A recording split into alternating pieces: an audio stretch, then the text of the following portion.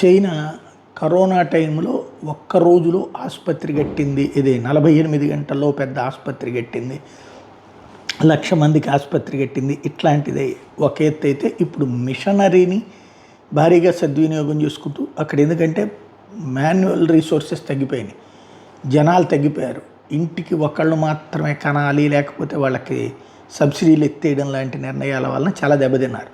ఇప్పుడు దాన్ని సెటరేట్ చేసుకునేటటువంటి ప్రయత్నంలో మిషనరీని విపరీతంగా వాడుతుంది. ఈ మిషనరీ ఇంపాక్ట్ ఏ స్టేజ్కి వచ్చిందంటే, మానవ వనరుల్ని అతి పరిమితంగా, యంత్ర సామాగ్రి అత్యధికంగా వాడుతున్నటువంటి పరిస్థితి.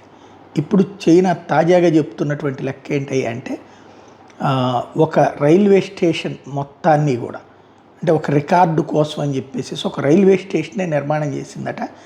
కేవలం 9 గంటల్లో చేసింది. 1,500 మంది వర్కర్స్ని పెట్టి మరి ఇదంతా చేసుకొచ్చాము అన్నటువంటి లెక్క చెప్తుంది.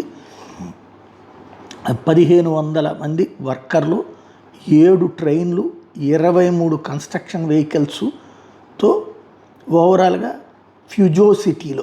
ఫ్యూజోన్ ప్రావిన్స్లో రైల్వే స్టేషన్ 9 గంటల్లో నిర్మాణం చేయడం అన్నటువంటి దాన్ని ఇప్పుడు చైనాకి సంబంధించినటువంటి సంస్థలు హైలైట్ చేస్తున్నాయి. ఇది చైనా గొప్పతనం అన్నటువంటిది ఇప్పుడు ఇక్కడ కమ్యూనిస్టులు కూడా చెప్తారు.